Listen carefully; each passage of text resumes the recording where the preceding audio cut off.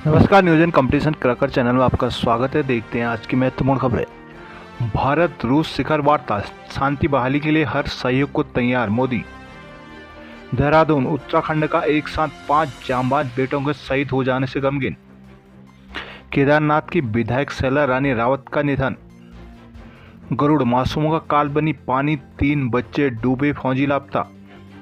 Putin से साफ कहा है कि यूक्रेन संघर्ष का समाधान युद्ध क्षेत्र में संभव नहीं है। बम, बंदूक और गोलियों के बीच शांति वार्ता सफल नहीं हो सकती। उन्होंने कहा कि भारत शांति बहाली के लिए हर संभव सहयोग को तैयार है। क्रेमलिन में पुतिन के साथ शिखर वार्ता से पहले मोदी ने यूक्रेन में बच्चों को अस्पताल पर हमले का जिक्र करते हुए कहा कि बेगुनाह बच्चों को मौत हृदय विदारक है और पीड़ादायक है। मोदी ने कहा कि वैश्विक समुदाय के आश्वासन दिया कि भारत शांति के पक्ष में है। संघर्ष का समाधान बातचीत से निकालना चाहिए।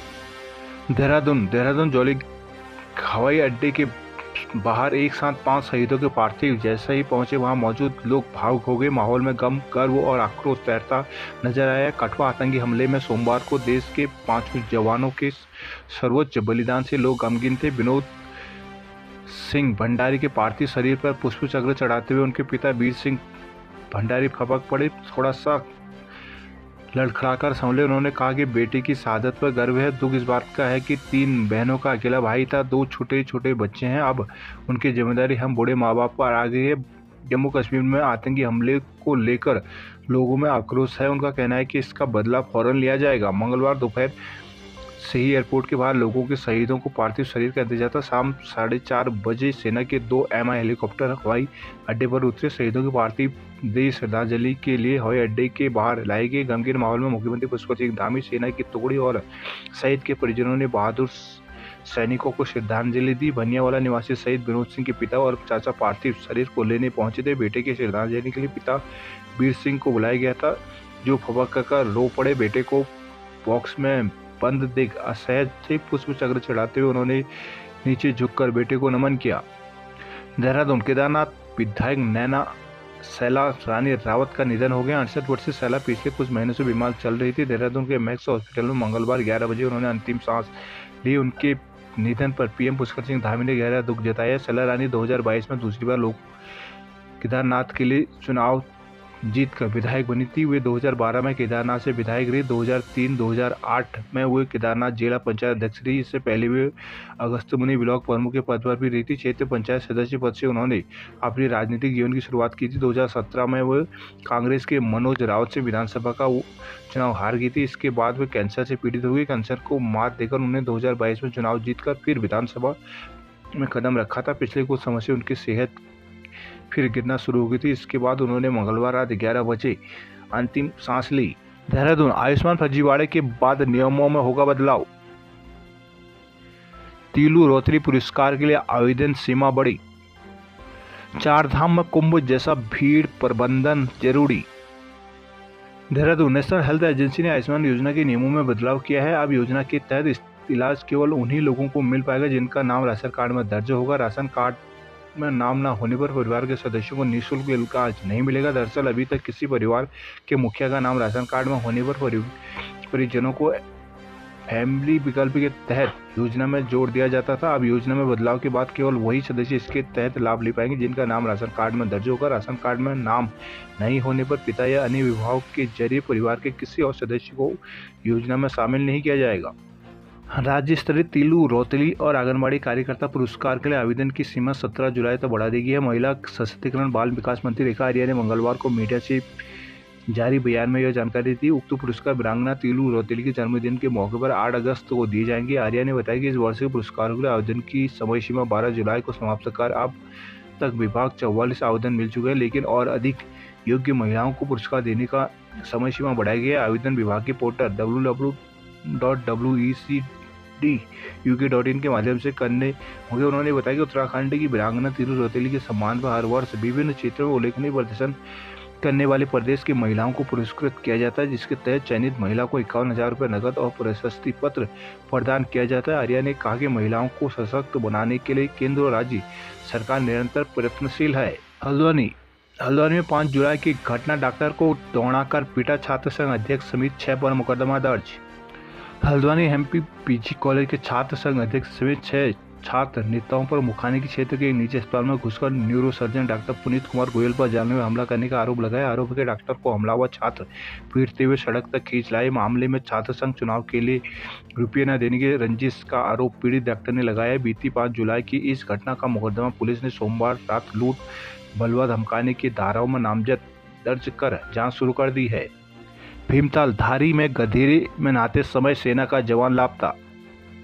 मंगलवार को धारी ब्लॉक के बमेटा गांव में स्थित परिताल में 800 मीटर दूर गधेरे में नहाते वक्त सेना का एक जवान लापता हो गया। साथ आए 4 दोस्तों ने उनकी सूचना पुलिस को दी। देर रात सर्च अभियान चला लेकिन जवान का कुछ पता नहीं चला।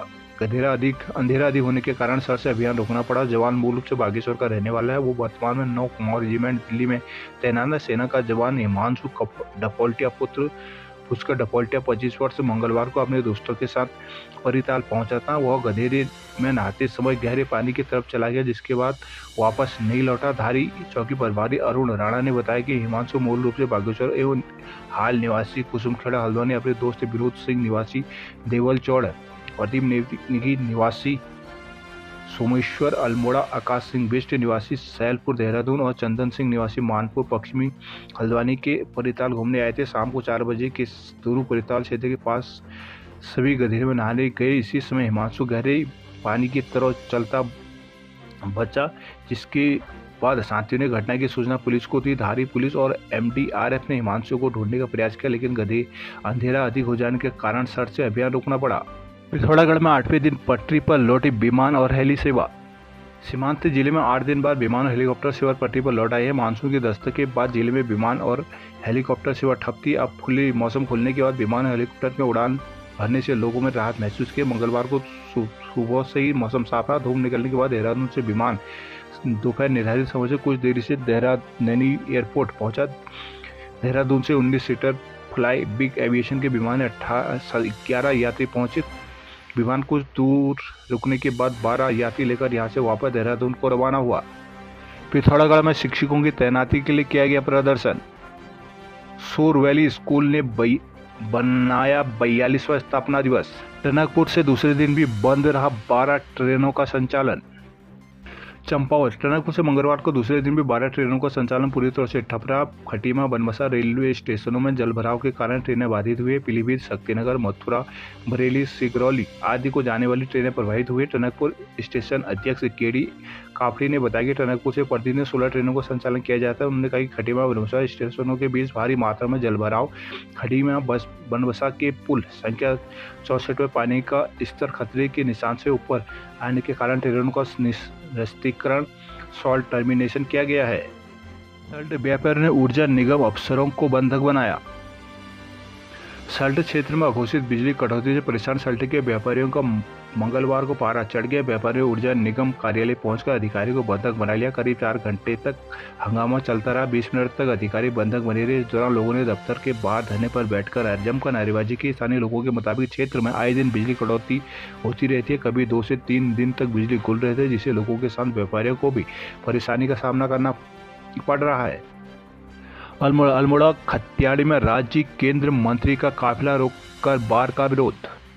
अल्मोड़ा शराब बार के खिलाफ खत्याड़ी के लोगों का आक्रोश केंद्रीय राज्य मंत्री अजय टम्टा को भी झेलना पड़ा। सोमवार रात सोमेश्वर से अल्मोड़ा सर्किट हाउस जा रहे अजय टम्टा का काफिला लोगों ने खत्याड़ी के पास रोक लिया। टम्टा के सामने ही शासन प्रशासन के खिलाफ नारेबाजी शुरू कर दी। केंद्रीय राज्य मंत्री के आश्वासन के बाद लोगों का गुस्सा शांत हुआ। सोमवार रात करीब 9 बजे केंद्रीय राज्य मंत्री टम्टा सोमेश्वर से अल्मोड़ा की ओर जा रहे थे। इनकी भनक खत्याड़ी के लोगों को लग गई। कुछ ही देर में महिलाओं सहित लोगों की भीड़ लोअर माल रोड सड़क पर आज जमी। इसी बीच टम्टा का काफिला भी मौके पर पहुंच गया। लोगों ने बीच सड़क खड़े होकर टम्टा का काफिला रोक लिया और नारेबाजी शुरू कर दी। काफी देर तक लोग आक्रोश जताते रहे।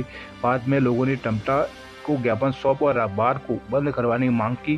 ग्रामीणों का कहना है कि यहाँ बार खोलने का विरोध लंबे समय से कर रहे हैं। विरोध के बाद भी प्रशासन ने मुख्य मार्ग पर बार खोल रखा है, जिसे स्थानीय लोगों से नाराजगी है। लोगों के मुताबिक केंद्रीय राज्य मंत्री अजय टम्टा ने डीएम से फोन कर बात की और कहा कि बार को बंद करवाने के निर्देश दिए जाएं। बद्रीनाथ हाईवे जोशीमठ नगर के पास बंद।